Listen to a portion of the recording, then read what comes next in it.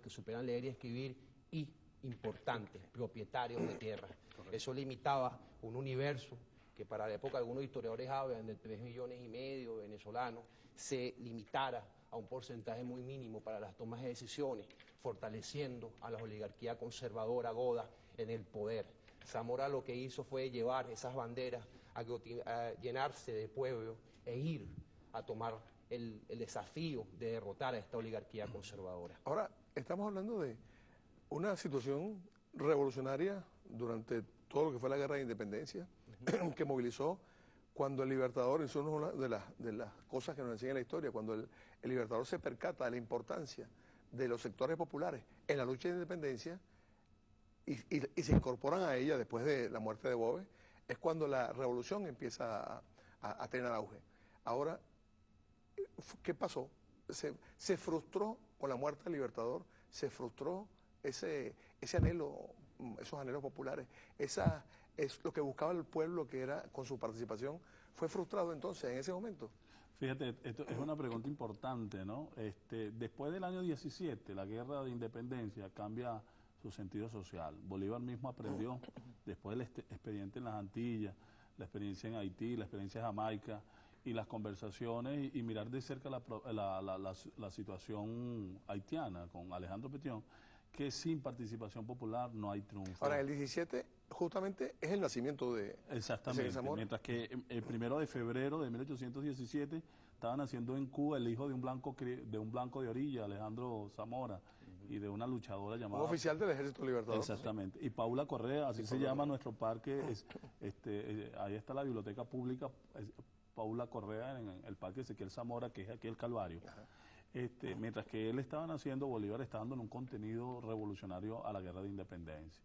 Pero muchos de los principios rectores que alimentaron el pensamiento bolivariano, relacionados con la igualdad, con la justicia social, con el reconocimiento del otro, con la abolición de la esclavitud, lamentablemente después de 1830 y bajo la oligarquía conservadora, como dice José, pues eso se vino al traste. De tal manera que no se puede entender la guerra federal que arranca en el año 59 sin comprender que se abortó el proceso bolivariano y se abortó el hambre de justicia social que muchos campesinos que estaban casi, y algunos también esclavizados, no podían alcanzar. De tal manera que Ezequiel Zamora reivindica parte de las banderas de Simón Bolívar, partiendo del principio de la igualdad y de la libertad.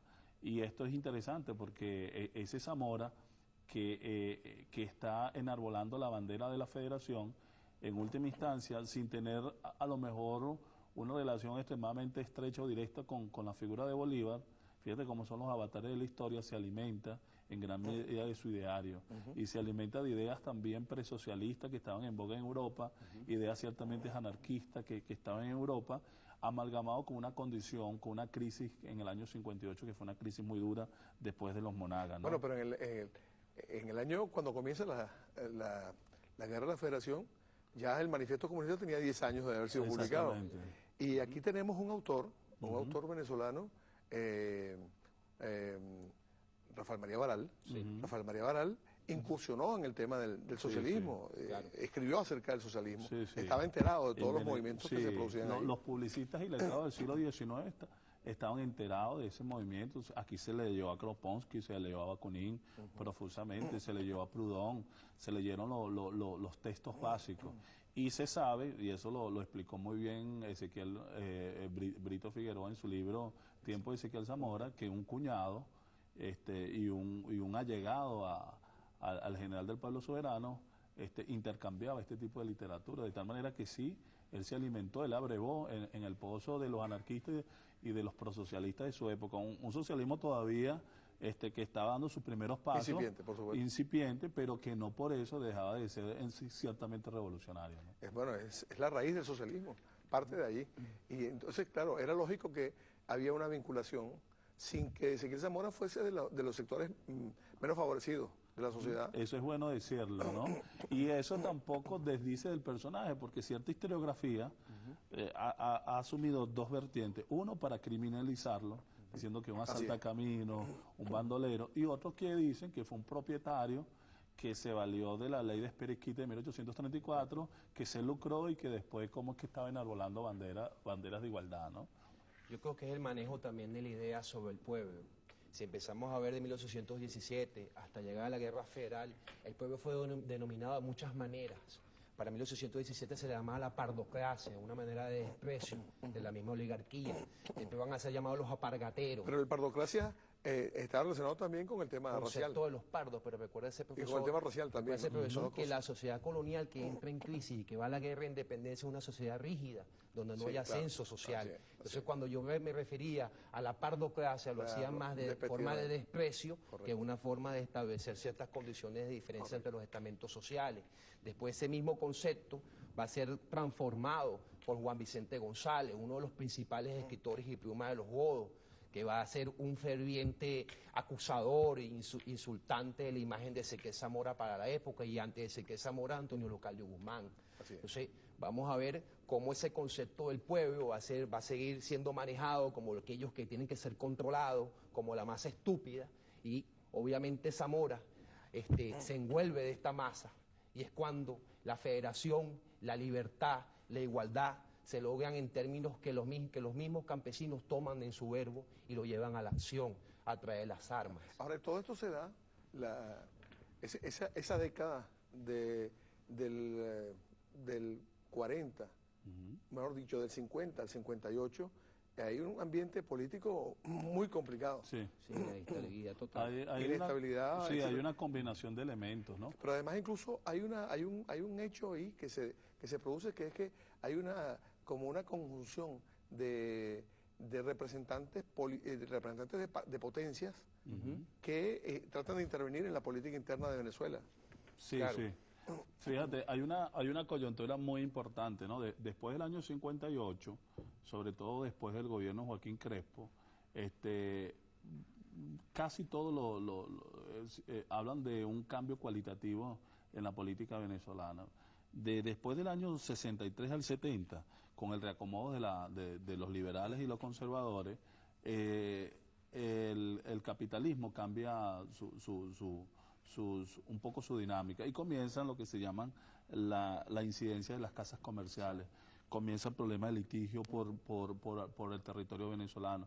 Comienza cualitativamente una fase que Lenin va a llamar después el imperialismo, la fase superior del capitalismo. Claro, el desarrollo capitalista. El desarrollo capitalista como tal. Y fíjate que uno de los agentes fundamentales va a ser nada más y nada menos que el hijo de Antonio Leocadio Guzmán, que en 1840 había fundado el diario El Venezolano. Claro. Estoy hablando de Antonio Guzmán Blanco, claro. Quien en 1864 fue uno de los emisarios para buscar un famoso un préstamo con una potencia, la potencia extranjera, y obviamente comenzó también a profundizarse lo que se llama el peculado en Venezuela, que va a ser una constante y que va a tener su máxima expresión en el punto fijismo, ¿no? Si lo vemos desde un punto de vista geopolítico e histórico de la época, Venezuela se había desarrollado una economía de puertos, obviamente basado en dos productos esenciales, dos rubros, uno es el café y el otro es el cuero. ¿Qué pasa? La llegada de las casas comerciales obedecía a una tendencia hegemónica de estas potencias como Italia, Francia, Alemania, que buscan posicionarse dentro de América Latina ante ya ese abandono ya e independencia de Venezuela y las demás repúblicas del continente. Obviamente ya España no estaba tan presente desde el punto de vista comercial, y eso daba una oportunidad interesante para estos imperialismos para establecerse y subyugar a los pueblos latinoamericanos. Sí, algunas casas como que los Bloom, los H.L. Borman, los Koster, los Franceschi, en los principales puertos de Venezuela, como dice José, Puerto de La Guaira, Puerto Cabello, y esas están presentes todavía. Exactamente. H.L. Burton busca los periódicos del siglo XIX, a Henry Lord Burton, por ejemplo, fue un gran empresario del siglo XIX, un publicista se le llamaba. Pero esto es interesante porque estas casas comerciales actuaron como especie de bancos centrales, ¿no?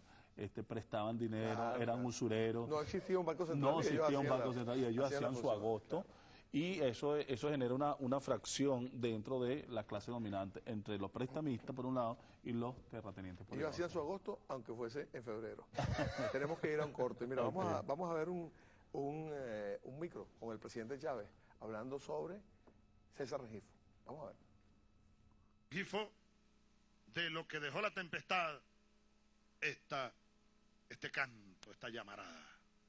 Oigan todos, alcen en alto las banderas, que redoble un tambor y traigan por las bridas un potro de pólvora y tormenta, porque Ezequiel Zamora ya despierta. Y que venga el coro de los vientos y el de la madrugada enrojecida, porque Ezequiel Zamora va con el pueblo y hay una tempestad por los caminos. Tierra libre y hombres libres. El 2 de febrero de 1999 quedó registrado como un día que dividió nuestra historia patria en un antes y un después. Ese día, el recién electo presidente de la República de Venezuela, Hugo Chávez Frías, juró ante la Constitución de 1961 como primer mandatario nacional, dejando atrás la historia del punto fijismo. Sin embargo, durante su campaña, el comandante Hugo Chávez prometió una nueva Carta Magna para poder refundar la República. Lo que nadie esperaba es que, así como lo hizo en 1992 con su famoso "por ahora", el presidente Chávez volvería a pronunciar una frase célebre que retumbó dentro del hemiciclo de sesiones, dando inicio a la nueva etapa de la República. Juro delante de Dios, juro delante de la patria, juro delante de mi pueblo, que sobre esta moribunda Constitución haré cumplir, impulsaré las transformaciones democráticas necesarias para que la República Nueva tenga una Carta Magna adecuada a los nuevos tiempos. Lo juro. Esta nueva Carta Magna sentaría las bases de la nueva República Bolivariana de Venezuela, pues su contenido estaba acorde a los mandatos del pueblo, que a través de los constituyentes llevaron sus diversas propuestas para ser anexadas al texto constitucional. De esta manera se daba pie al nacimiento de la Quinta República y quedaba sepultada la Cuarta República, que durante 40 años plagó de hambre y miseria a nuestra nación. Este 2 de febrero de 2013 se cumplirán 14 años de la aprobación y puesta en marcha de la Carta Magna de 1999. Constitución que le ha dado al pueblo las armas para construir junto al gobierno bolivariano una patria nueva en la que el poder reside en el pueblo, quien ha tomado como suya la Carta Magna, la conoce, la estudia, la pone en práctica y la defenderá de quienes pretendan mancillar la soberanía de Venezuela.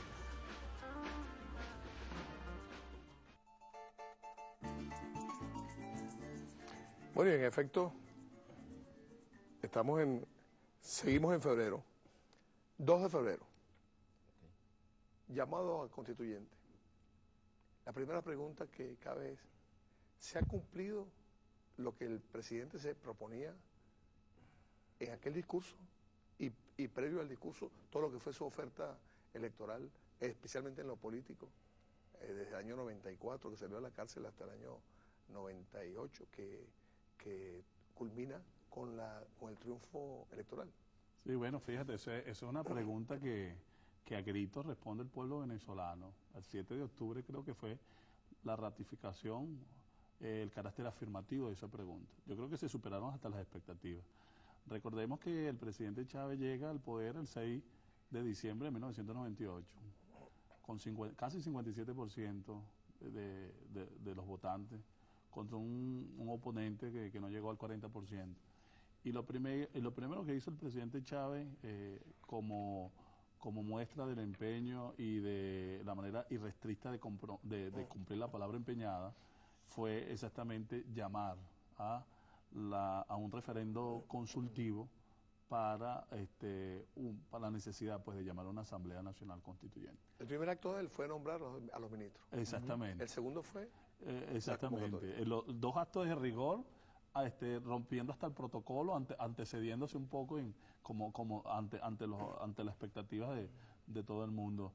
Recuerdo yo que ese día, el 2 de febrero de 1999, yo estaba en La Habana, en el Congreso de Pedagogía 99, perdonen el tono personal de esto, y recuerdo la algarabía de cubanos y venezolanos, y una señora se me acercó, una cubana, y me dijo, cuídelo, no deje que se lo embolaten. Se parece al gran hombre, se parece a nuestro Fidel, mira lo que es la precognición, ¿no? Lo interesante en todo caso es que en gran medida el desarrollo de la revolución bolivariana fue o ha sido el plan ya trazado desde, inclusive, yo me atrevería a decir, desde el movimiento bolivariano revolucionario 200 del año 83, pasando por esa victoria política del 4 de febrero del 92, que si bien fue un revés en cierta parte o relativamente en el campo militar, no lo fue en el campo político, y después de exactamente ese 2 de febrero del 99. Entonces, sí se han cumplido en todo el sentido de la palabra y se han superado las expectativas. Y creo que el pueblo tiene la última palabra sobre eso. No sé Yo si creo, profesor, que la respuesta a esa pregunta la tienen son las señoras, los adultos mayores que están haciendo su cola dignamente ante un banco cobrando su pensión cristianamente de 17 a 20 de cada mes. Yo creo que la respuesta a esa pregunta la tienen los vencedoras y vencedores de las misiones Rivas, de las misiones Robinson, de la misión Sucre. Yo creo que la respuesta a esa pregunta lo tienen nuestros niños de educación básica con su programa Canaimitas, con sus computadores personales. La revolución llegó para quedarse. Ese 2 de febrero, cuando el comandante Chávez asume el liderazgo y la presidencia de la República, inmediatamente se apertura el proceso constituyente, pero a la vez también se activa a posteriori el Plan Bolívar 2000. No sé si usted lo recuerda. Claro, por supuesto. Entonces, ¿qué ocurría? Se empezaba a atender necesidades sociales urgidas de nuestro pueblo. Así es. podemos decir que hay un punto de inflexión. Estamos asistiendo pues a el repunte de la soberanía popular. Por ejemplo. Un nuevo contenido social, un nuevo contenido político. Si vamos un momentico y nos empezamos a recordar cuando el presidente Chávez empieza sus alocuciones ante la televisión, la gente se queda impactada, porque los venezolanos no estamos acostumbrados a un presidente que llama a la participación completa de nuestro pueblo. Y eso es algo que el comandante Chávez rompe el paradigma político de los partidos tradicionales, en la cual el presidente de la República hablaba en estados de emergencia o de vez en cuando. Entonces el comandante saliendo constantemente informando de los avances de la revolución, y obviamente eso impactó al venezolano porque rompe de alguna manera el paradigma de la representatividad política por el paradigma de la participación protagónica. Entonces, una pregunta a ustedes como historiadores. Más allá de lo formal de que nace una nueva constitución en diciembre del año 99, más allá de eso, que uno puede decir, bueno, ahí nace la Quinta República, pero más que un acto formal, la Quinta República se define porque existen o porque tienen que existir unas enormes diferencias entre lo que fue la Cuarta República en la dinámica social, en la forma en que se estructura la sociedad, en la forma en que la gente participa. ¿Eso se dio realmente? Sí. Es un proceso de socialización política profunda.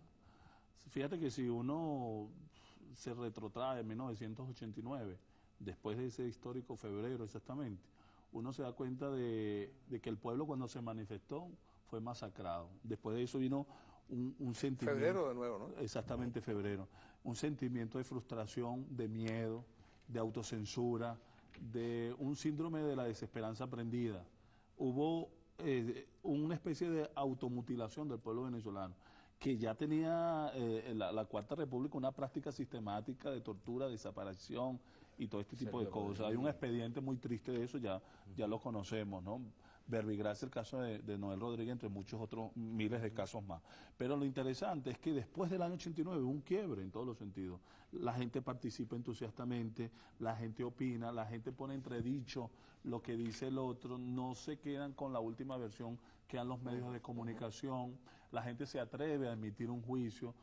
Las personas que ayer nomás se sentían minimizadas o subestimadas porque decían no damos de cuenta, porque estábamos, en lugar de estábamos, ahora agarra un micrófono con propiedad, se siente con el poder de hacerlo, se siente soberano, se siente protagonista de estos procesos. O sea que hay un cambio cualitativo y hay un contenido profundamente social en estos cambios. O sea que independientemente de que la formalidad se le llame cuarta o quinta república, hay un cambio cualitativo muy significativo. Hay una ruptura con el pasado. Hay una ruptura Yo creo profunda que- con el pasado. Yo creo que vamos más a la parte del significado. Del mismo momento que la señora del barrio del Guarataro, donde mando saludos, levante su constitución y se lea la constitución y diga, eso no es así, porque este artículo de la constitución dice que es esto. Que hayamos reconocido a nuestros pueblos aborígenes, que los teníamos menospreciados, dejados al abandono, al descuido. Obviamente empezó a crear unas condiciones revolucionarias y de socialización política que no estaban planteadas en Venezuela antes de la llegada del comandante Hugo Chávez al poder. Ahora, eso me sugiere una pregunta, que es la siguiente. Mira, en la historia uno, a veces desde el punto de vista de la perspectiva, a distancia histórica, uno puede ver los acontecimientos como que de pronto algo produce como una chispa, una discontinuidad en la historia. Ahora, cuando uno se acerca, uno se da cuenta que los hechos tienen antecedentes, que van enlazando una cosa con la otra. Desvincular el triunfo del presidente Chávez del 6 de diciembre de los hechos del 4 de febrero no tiene sentido. No tiene Una sentido. cosa tiene una relación con la otra. Exactamente. Y el 4 de febrero, como lo ha dicho el propio presidente Chávez, es hijo del 27 de febrero, Del al mismo 89. tiempo. Entonces, ahora, podemos decir que la historia, entonces, siempre es un continuo. Sí, profesor, construido a través de hitos históricos, que son los que van marcando las pautas del desarrollo de los procesos. Por ejemplo, cuando vemos el 27 de febrero y uno hace un análisis profundo, historiográfico, empieza a darse cuenta de algo que es básico, una crisis institucional y moral dentro de las Fuerzas Armadas de Venezuela. De hecho, yo recuerdo el año 91 un reportaje, que si no me equivoco, de Croe, en el Universal, que entrevistaba a un sargento de la Guardia de Honor del 4 de febrero, Erickson Bustillo. El sargento Bustillo, en situación de retiro, decía, es que yo siento vergüenza de lo que ha ocurrido. Y si recordamos un poco, el año 91, ese contraalmirante, ministro de la Defensa de esa época, Héctor Jurado, diciendo ante las cámaras de televisión que el 27 de febrero es algo que debe olvidarse. Y si vamos un poco más a ese nefasto general de la peste, Italo del Valle Alegre, diciendo al pueblo venezolano que lo que pasó el 27 es culpa de la dirigencia política y no culpa de las Fuerzas Armadas, pero ya el daño moral dentro de las Fuerzas Armadas ya estaba hecho. Y de hecho por eso es que es tan fácil desde el punto de vista historiográfico e histórico ver el 27 como un antecedente directo del 4 de febrero, porque van a ser estos mismos militares descontentos por haber salido a masacrar al pueblo, cuando salen con el MBR 200 a darle un golpe militar al presidente de entonces, Carlos Andrés Pérez. Ahora, pero eso sugiere entonces otra pregunta. Veníamos del capitalismo, estamos tratando de construir el socialismo. Y ese capitalismo produjo las condiciones, lo que estamos diciendo en este momento, ese proceso de crisis, de descomposición, de falta de valores, etcétera, etcétera, son las condiciones mediante las cuales es posible que se produzca alzamiento, rebeldía popular, etcétera, etcétera, y la conclusión, varias elecciones ganadas, triunfando el presidente Chávez consecutivamente. Ahora, la pregunta es, ¿y habría dentro del socialismo, dentro del capitalismo, hay solución como para evitar que esto pase? ¿Podían ellos evitar el estado de descomposición? ¿Podía el capitalismo evitar el estado de descomposición, el estado de deterioro moral, ético, como para que no exista el socialismo? Fíjate, eso es lo que llama una aporía de la modernidad. Los marxistas clásicos dicen que el capitalismo es su propio enterrador, ¿no? Que genera lo que se llama los gérmenes de su propia destrucción. Yo creo que no había posibilidad. El capitalismo, aunque es muy hábil, aunque es muy complejo, que dicen que tiene la capacidad ciertamente de renovarse, por lo menos de barnizarse, de mimetizarse, transformar los elementos revolucionarios en elementos conservadores, la banalización de los conceptos, la mediatización de las ideas, ¿no? Yo leía exactamente hoy una entrevista que se le hizo a un candidato de la oposición a Carlos Andrés Pérez en esa coyuntura, Eduardo Fernández, y él dice que él fue a un canal de televisión porque él se sentía llamado de ser el segundo a bordo después de Pérez, porque Pérez prácticamente después de Pérez fue el más votado, ¿no? Que él creía que estaba en Davos, en el Foro Mundial, y resulta que estaba en Venevisión. Y él dice que él en un momento determinado le dijo a Pérez que, bueno, que él criticó a Pérez porque debió darle paso a una generación de jóvenes.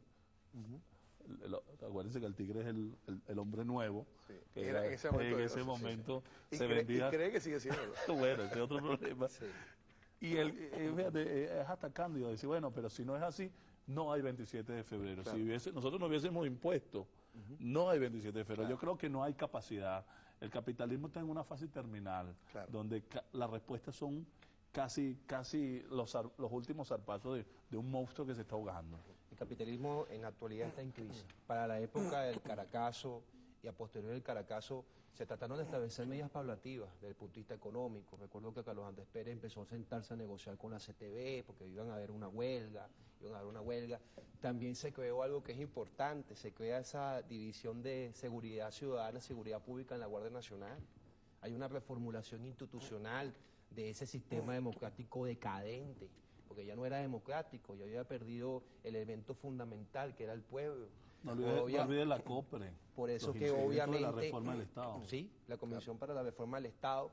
Y vamos a ver que apostó por la descentralización. Exacto. Porque el capitalismo intenta lanzar como sus cartas en la mesa, pero obviamente se desmoronó el mismo. Claro, sí, aquí hay una respuesta y le han dado los jóvenes historiadores. No, el capitalismo no tiene solución dentro del capitalismo. El capitalismo fatalmente conduce a su propia destrucción. Solo que puede conducir a la destrucción, junto con el capitalismo, de la especie humana. Ese es el problema de fondo. Y la diferencia está en si nosotros seremos capaces de construir sobre las ruinas de ese capitalismo, reemplazarlo antes de que el capitalismo nos lleve al precipicio, si podemos construir el socialismo y salvar a la especie humana. Y eso es lo que está en juego en este momento. Claro. Y ese es el rol y por que eso nos es toca que la dicotomía no es capitalismo versus socialismo, es capitalismo versus vida. Es claro. Socialismo o barbarie. Por eso que más que nunca hay que ver los objetivos históricos del plan de la patria a su práctica. Vamos a ir a un corte con un sonido del presidente Chávez hablando sobre el 27 de febrero. 7 de febrero aceleró, fue un disparador, un catalizador, la rebelión del pueblo nos impulsó aún más a los militares patriotas, y el 4 de febrero del 92, 3 años después, nosotros salimos fue a responderle al pueblo mártir del 27 de febrero de 1989. Pueblo masacrado, pueblo traicionado cuántas veces. Mataron a Felipe Acosta Carles. Caracas tenía sed y la sed era de sangre. Ay, balazo, en un instante te llevaste a mi compadre. Desde Petare hasta el valle, no quedaba nada en pie, desde Petare hasta el valle, la masacre. Gloria pues a los mártires del Caracazo, gloria a la rebelión popular del 27 de febrero de 1989. Gloria al pueblo que despertó al bravo pueblo, como dice la canción aquella, nuestra canción eterna.